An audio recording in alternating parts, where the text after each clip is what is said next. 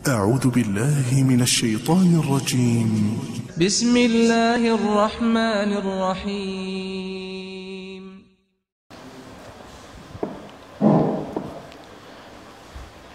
بسم الله الرحمن الرحيم. السلام عليكم ورحمة الله وبركاته.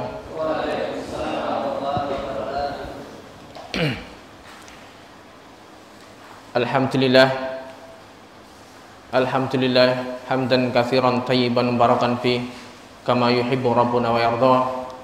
Asyhadu an la ilaha illallah wa asyhadu anna Muhammadar Rasulullah sallallahu alaihi wasallam wa ala alihi wa ashabihi wa man tabi'ahum bi ihsanin ila yaumiddin. Qala Allah Ta'ala fi kitabil karim. A'udzu billahi minasyaitonir rajim. Ya ayyuhalladzina amanu taqullaha haqqa tuqatih wa la tamutunna illa wa antum muslimun. Wa qala Allah aidan fi kitabih. Ya ayyuhalladzina amanu taqullaha wa qulu qawlan sadida yuslih lakum a'malakum wa yaghfir lakum dhunubakum wa may yuti'illaha wa rasulahu faqad faza fawzan 'azima. Wa ana astaqal hadithi kitabullah wa khairul hadi Muhammadin sallallahu alaihi wasallam wa syarrul umuri muhdatsatuha wa kullu muhdatsatin bid'ah wa kullu bid'atin dhalalah wa kullu dhalalatin finnar. Ma'asyiral muslimin rahimani wa rahimakumullah.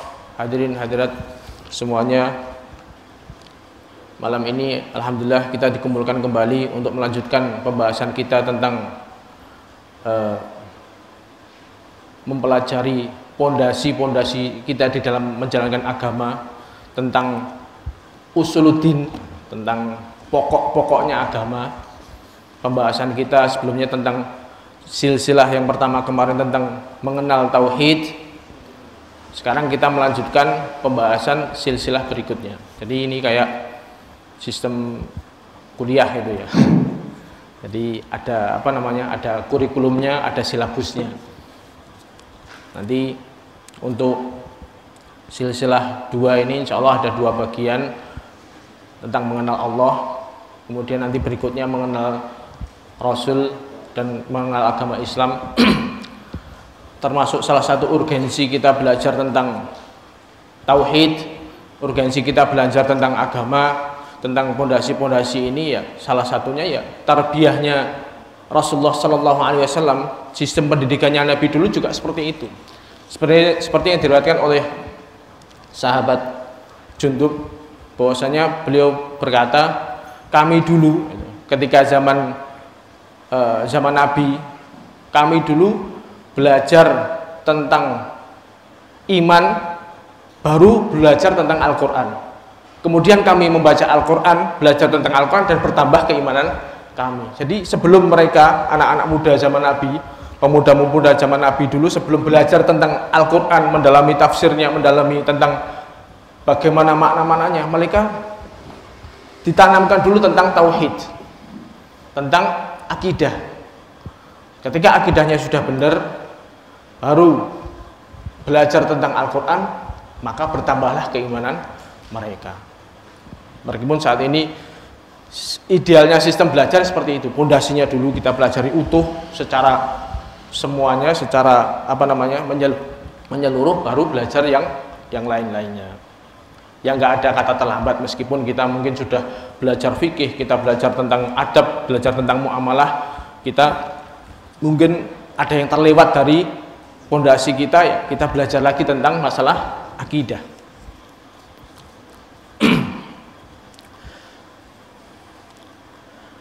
Pembahasan kita kali ini yaitu tentang sebuah hal, yaitu pentingnya mengenal Allah, mengenal Rasul, dan mengenal agama Islam. Rasulullah Shallallahu Alaihi Wasallam mengabarkan bahwa setiap manusia apabila meninggal dunia, maka di alam kubur nanti akan ditanya oleh 2 malaikat tentang 3 perkara, yaitu siapa Tuhanmu, siapa nabimu, dan apa agamamu. Ini pertanyaan wajib.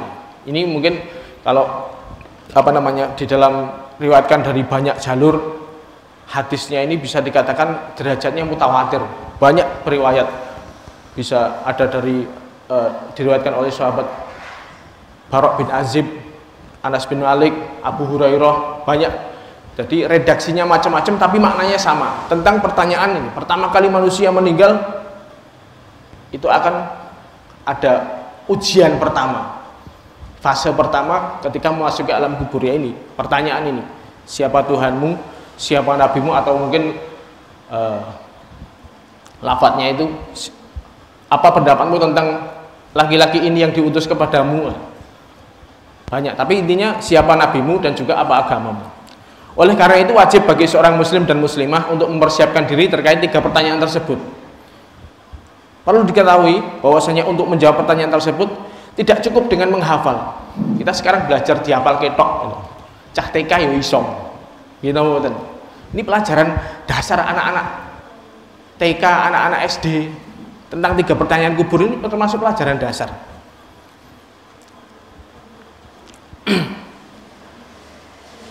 Tidak cukup dengan menghafal, sebab seandainya menghafal itu cukup, misalnya orang munafik, orang kafir, itu pasti bisa menjawab. Gitu. Coba sekarang semua ditanya, siapa Tuhannya orang Islam? Allah. Siapa nabinya? Mereka semuanya, bahkan orang-orang yang sekarang menyembah selain Allah pun juga tahu tentang hal itu. Jadi ketika seandainya ini bisa dihafal, besok ditanya ya pasti bisa menjawab semuanya. Tapi apakah semudah itu? Tidak. Tetapi yang dituntut adalah pemahaman dan juga pengamalan. Nah, ini. Barang siapa yang di dunianya satu, mengenal Allah dan memenuhi haknya. Mengenal Allah dan memenuhi haknya. Ya kita tadi yang akan kita kaji berikut ini. Dan juga memenuhi hak-haknya Allah. Yang kedua, mengenal Nabi Muhammad SAW dan memenuhi haknya. Yang ketiga, mengenal agama Islam dan mengamalkan isinya. Itu yang menjadi tuntutan kita. Kalau kita bisa menjalankan 3 ini, otomatis nanti akan bisa, maka diharapkan dia bisa menjawab pertanyaan yang baik dan mendapatkan kenikmatan di dalam kuburnya. Jadi konsekuensinya dari mengenal Allah dan konsekuensi dari mengenal Allah yaitu memenuhi haknya Allah, mengenal Nabi Muhammad, mengetahui ilmunya, kemudian memenuhi haknya Nabi, dan yang ketiga mengetahui tentang agama Islam dan mengamalkannya. Kalau kita 3 ini kita kuasai, wis.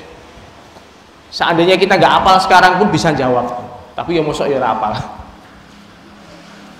Namun apabila dia sekarang di dunia ini dia nggak mengenal siapa Allah dan tidak memenuhi haknya, tidak mengenal Nabi Muhammad SAW dan tidak memenuhi haknya, tidak atau kurang mengenal agama Islam dan tidak mengamalkannya, maka ditakutkan dia tidak bisa menjawab pertanyaan sehingga akibatnya sisa kubur yang akan dia dapatkan. Masya Allah.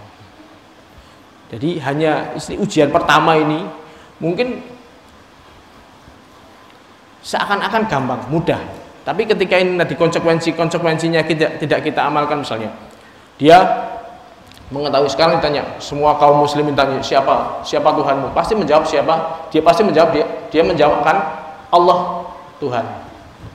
Tapi ketika dia di dunianya tidak memenuhi haknya, melakukan tatoyur, melakukan syirik, melakukan menyembah kepada berdoa kepada selain Allah, bersumpah kepada selain Allah, kira-kira ditanya seperti ini bisa jawab tidak?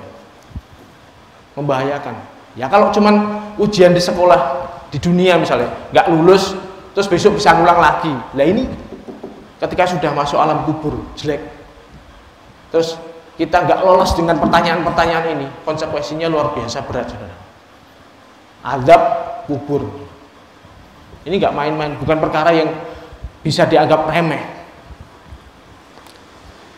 Semoga Allah Subhanahu wa taala memudahkan kita, keluarga kita dan orang-orang yang kita cintai untuk bisa mengenal Allah, mengenal Nabi Muhammad SAW dan juga mengenal agamanya. Amin. Jadi kita harus betul-betul mempelajari dengan sungguh-sungguh, nggak cuman belajar dengan sekilas. Kemudian pembahasan berikutnya yaitu mengenal Allah sebagai pencipta. Allah Subhanahu wa taala adalah zat yang maha menciptakan dari sesuatu yang tidak ada menjadi ada. Dialah Allah yang telah menciptakan langit, bumi, manusia dan seluruh alam semesta. Jadi Allah ini menciptakan yang tadinya asalnya belum ada menjadi ada. Manusia yang asalnya tidak ada menjadi ada. Semua langit, bumi, semua ciptaannya itu asalnya nggak ada contohnya sebelumnya. Lalu diciptakan oleh Allah. Beda dengan manusia. Kalau misalnya ada, manusia bisa menciptakan mobil misalnya. Menciptakan mobil manusia itu tidak secara hakiki menciptakan, tidak. Dia hanya merubah dari material yang sudah disediakan oleh Allah menjadi material yang lain.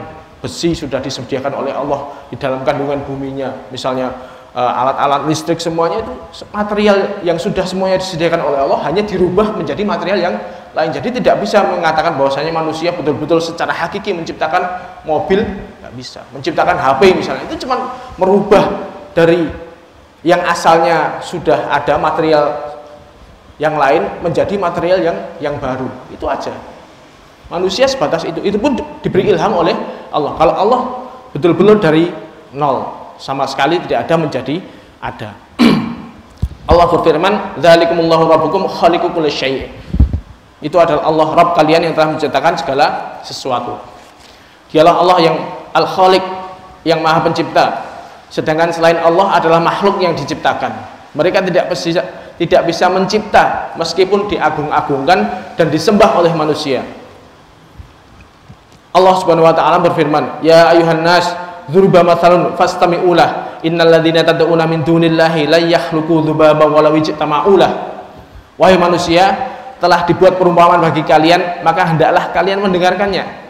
Sesungguhnya segala sesembahan yang kalian sembah selain Allah tidak akan bisa menciptakan seekor lalat pun, nggak bisa. Meskipun mereka bersatu padu untuk membuat seekor lalat tersebut. Surat Hajj ayat 73. Jadi selama ini sesembahan-sesembahan orang-orang berhala-berhala atau mungkin khayalan-khayal mereka yang mereka sembah selain Allah itu tidak bisa memberikan manfaat mereka sedikit pun. Bahkan mencipta pun nggak bisa. Bikin seekor lalat aja nggak bisa. Meskipun mereka semua bekerja sama. Jadi berkumpul dan bekerja sama saja mereka nggak mampu untuk mencipta.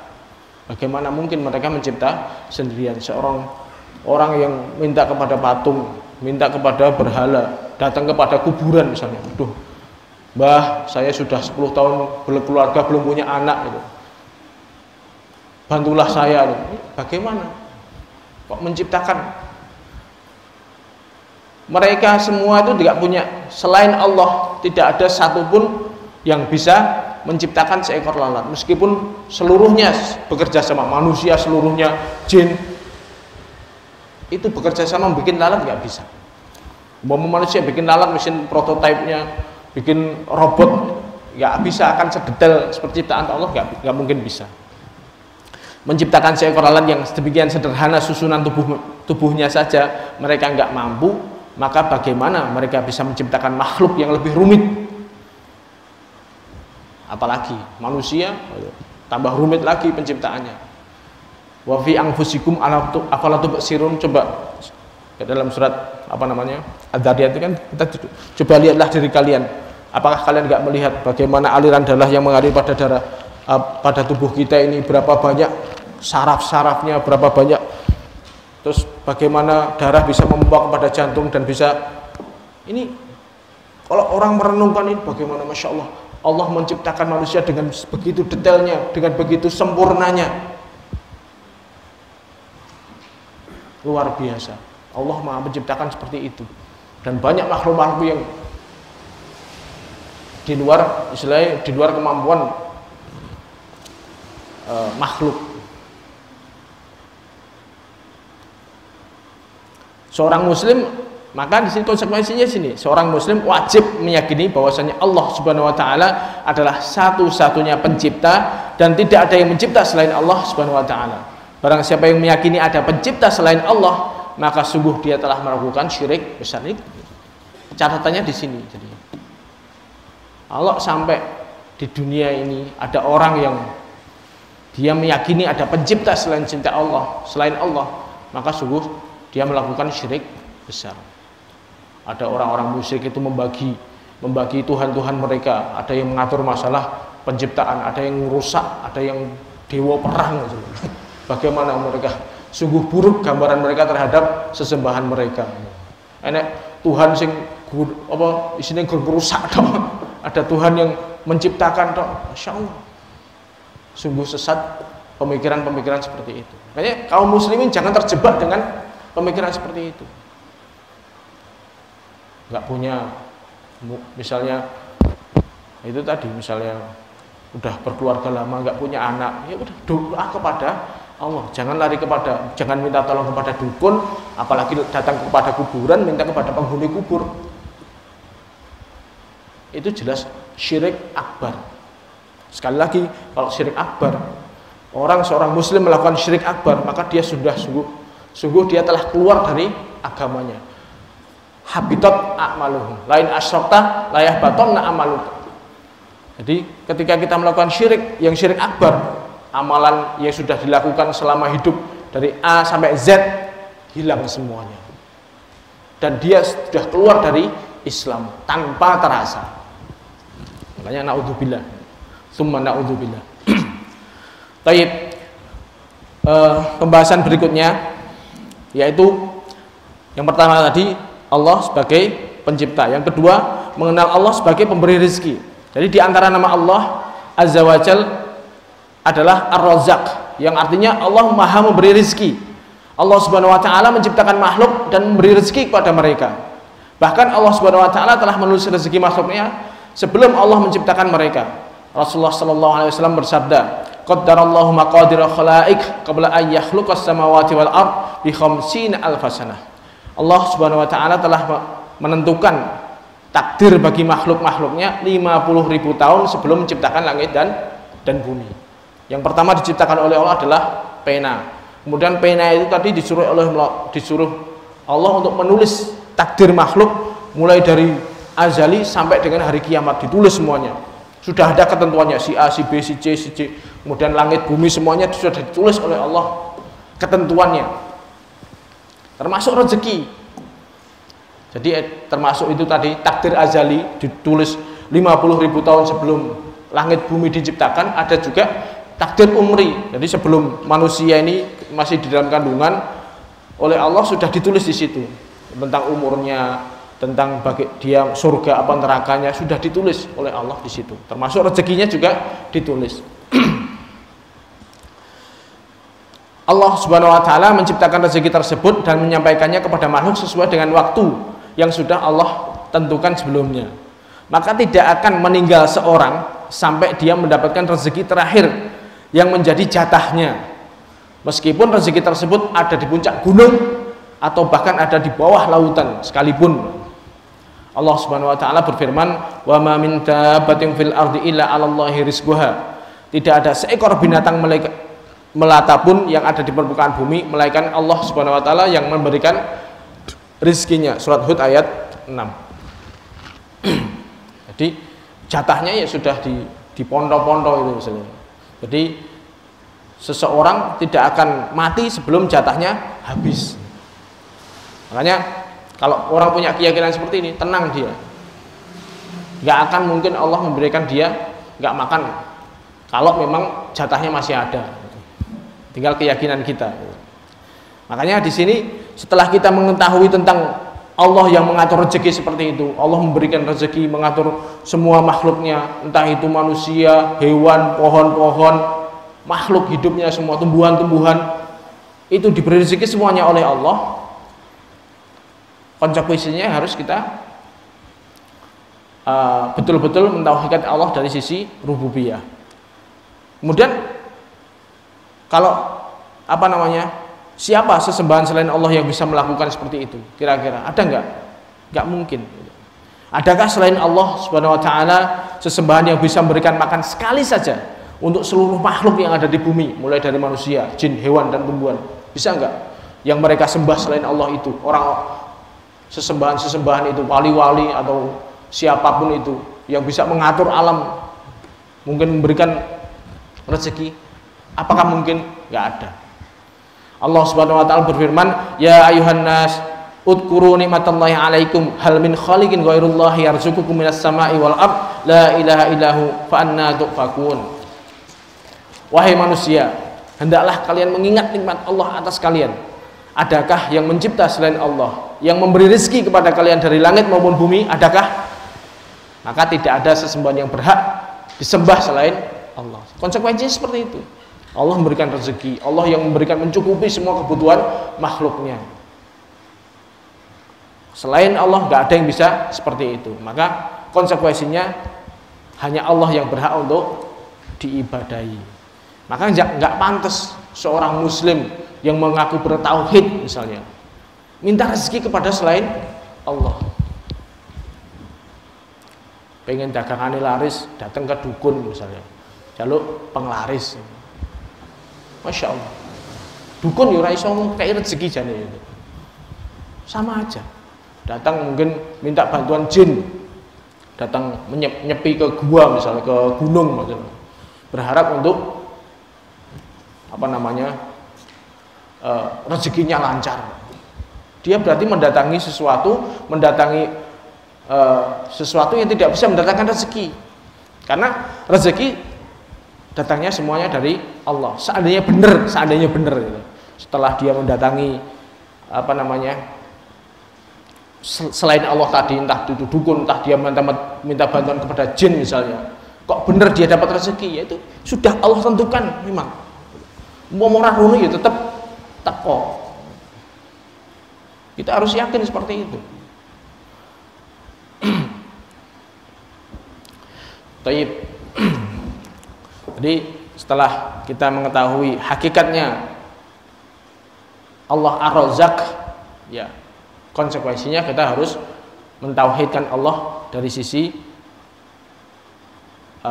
mencari rezeki. Kita banyak doa kepada Allah. Rezeki ya kita minta. Kalau memang rezekinya dirasa kurang, dirasanya kita sempit, mintalah tolong kepada Allah, minta doa kepada Allah, minta rezeki kepada Allah, jangan kepada selain Allah. Kemudian selanjutnya mengenal Allah sebagai pengatur alam semesta. Nah, ini dialah Allah Subhanahu wa taala yang mengatur alam semesta ini, mematikan makhluk dan menghidupkan semua, peredaran matahari, peredaran bulan, kemudian bintang-bintang, kemudian semua fenomena alam itu semuanya diatur oleh Allah. Jangan sekali-kali kita punya keyakinan bahwasanya alam ini berjalan sendiri, seperti halnya keyakinan orang-orang ateis. Makanya mereka menciptakan teori-teori untuk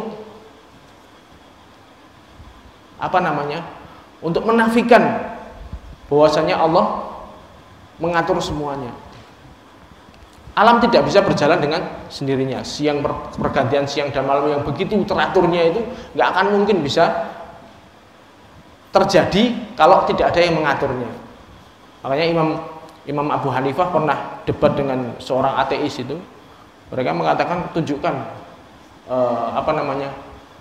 kalau Allah itu ada istilahnya. Ya itu tadi Imam Abu Hanifah cuma nunjuk aja kalau di sana aja ada sungai Dujlah itu. Coba kamu bayangkan ini ada kapal ini.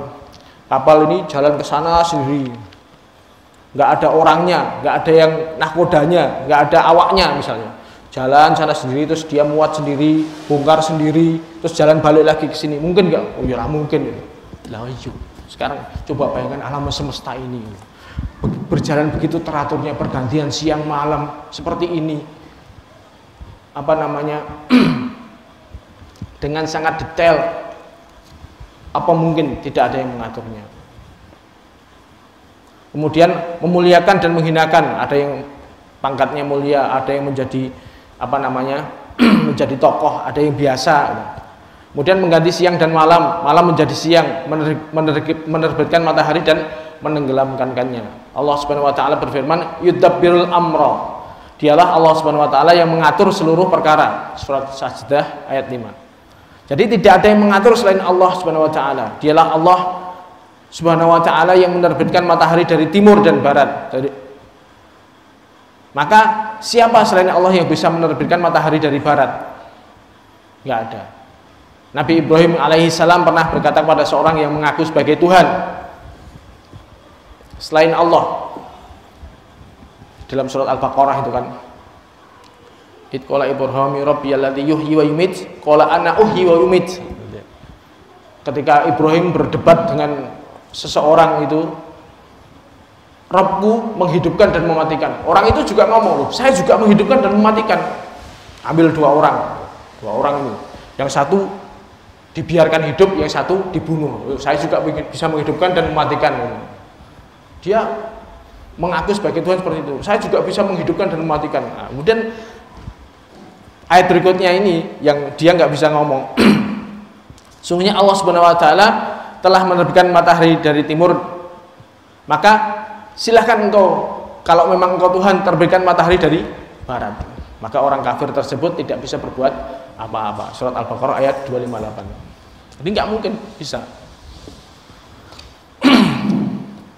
Allah Subhanahu Wa Taala yang menjadikan siang. Barang siapa yang mengganti siang menjadi malam selain Allah, tidak ada yang mengatur alam semesta kecuali Allah, dan tidak ada sesembahan selain Allah yang membantu Allah untuk mengatur alam semesta ini, nggak ada.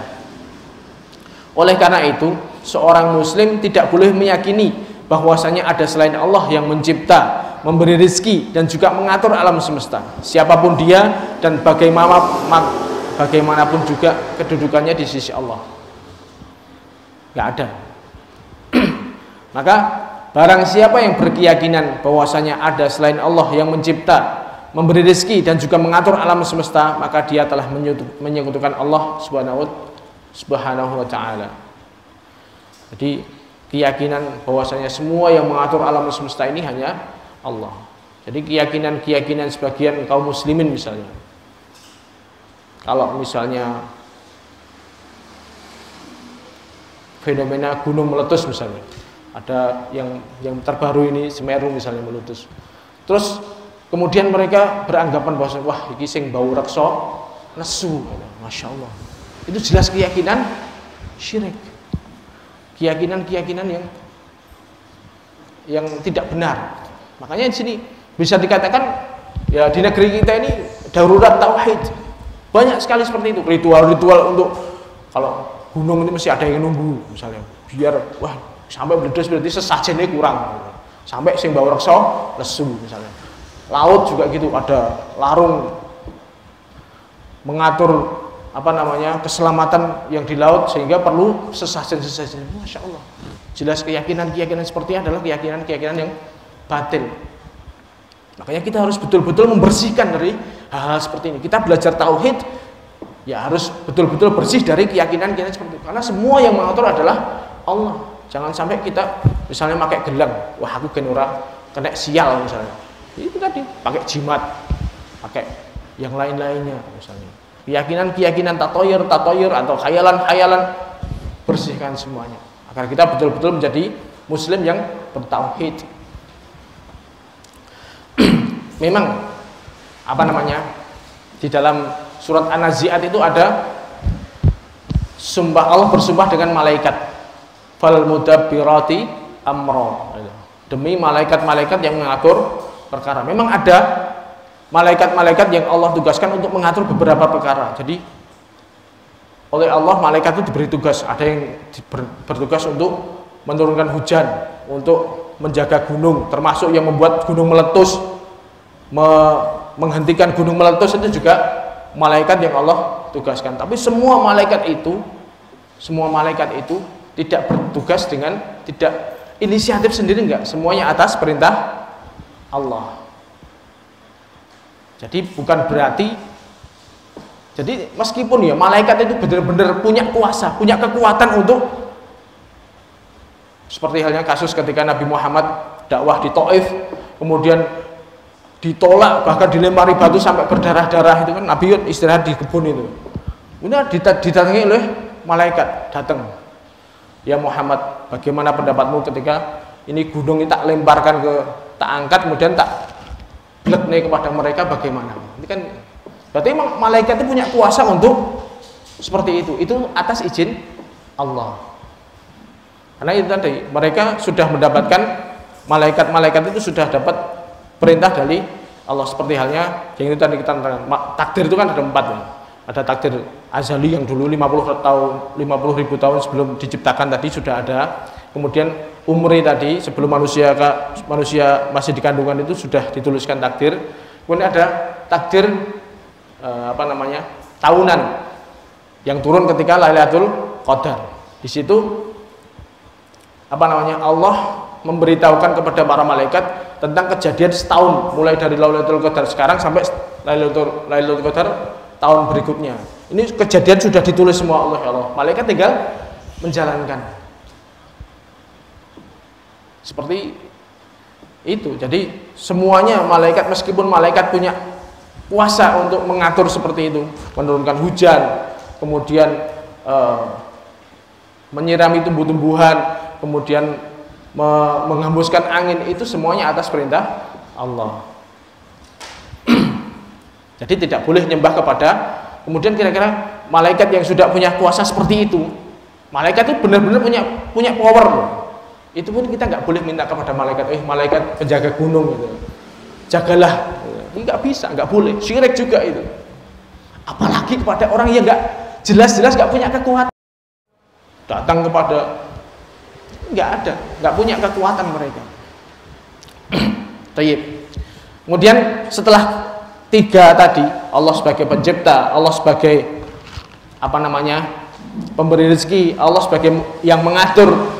Konsekuensi dari ketiga ini adalah yang pembahasan berikutnya ini, mengenal Allah sebagai satu-satunya zat yang berhak untuk disembah atau diibadahi. Apabila Allah Subhanahu wa taala adalah satu-satunya zat yang mencipta, memberikan rezeki dan juga mengatur alam semesta, maka tuntutannya kita nggak boleh menyembah kecuali hanya kepada Allah saja. Tidak ada yang berhak disembah dan diibadahi kecuali Allah Subhanahu wa taala.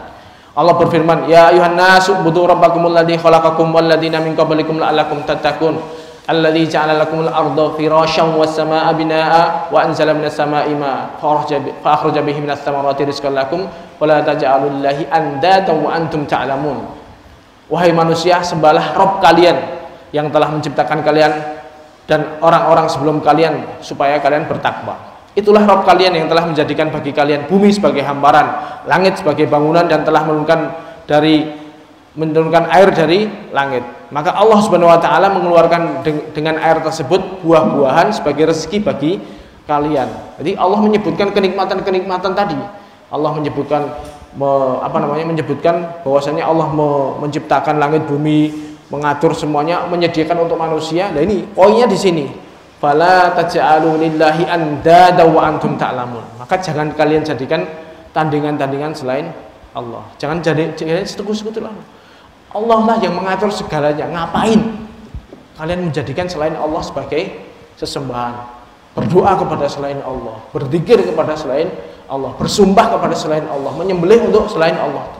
Jangan. Fala taj'alu lillahi andada. Maksudnya jangan kalian menyekutukan Allah Subhanahu wa taala, yaitu menyembah kepada selain Allah, sedangkan kalian tahu bahwasanya Allah yang mencipta, memberikan rezeki dan juga mengatur alam semesta ini. Selain Allah tidak ada yang berhak untuk disembah, karena Dia bukan pencipta, bukan pemberi rezeki, dan juga bukan pengatur alam semesta. Kita harus betul-betul meyakini itu. Maka keyakinan-keyakinan selain seperti itu buat jauh-jauh. Kita perlu belajar seperti itu. Makanya keyakinan-keyakinan yang berkembang di masyarakat, entah itu berupa adat istiadat ataupun apalah, mungkin kearifan lokal atau mungkin warisan leluhur dan lain sebagainya, kalau itu mencederai tauhid, tinggalkan, karena membahayakan bagi agama kita. Jangan sampai kita ketika perasaan kita seorang muslim yang bertauhid, fase pertama alam kubur nggak lolos dari pertanyaan ini. Ketika siapa Rabbmu, kita nggak bisa jawab, karena selama di dunia kita menyekutukan Allah, entah dalam bentuk apapun. Jangan sampai. Maka apabila mereka disembah, maka mereka adalah sesembahan yang batil. Dzalika bi annallaha huwal haqq wa annama yud'auna min dunihil batil. Yang demikian itu karena Allah Dialah sesembahan yang hak, yang berhak untuk disembah, sedangkan apa yang mereka sembah selain Allah adalah sesembahan yang batil, yang tidak berhak untuk disembah.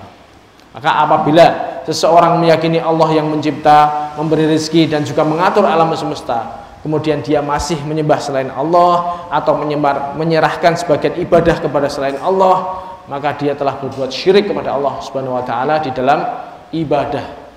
Syirik. Rasulullah SAW pernah ditanya oleh seorang sahabat, "Ya Rasulullah, apa dosa yang paling besar di sisi Allah Subhanahu wa taala?" Maka beliau sallallahu alaihi wasallam mengatakan anta ja'alallahi niddan wa huwa khalaqak. Dosa yang paling besar adalah engkau menjadikan sekutu bagi Allah Subhanahu wa taala padahal dialah Subhanahu wa taala yang telah menciptakan dirimu.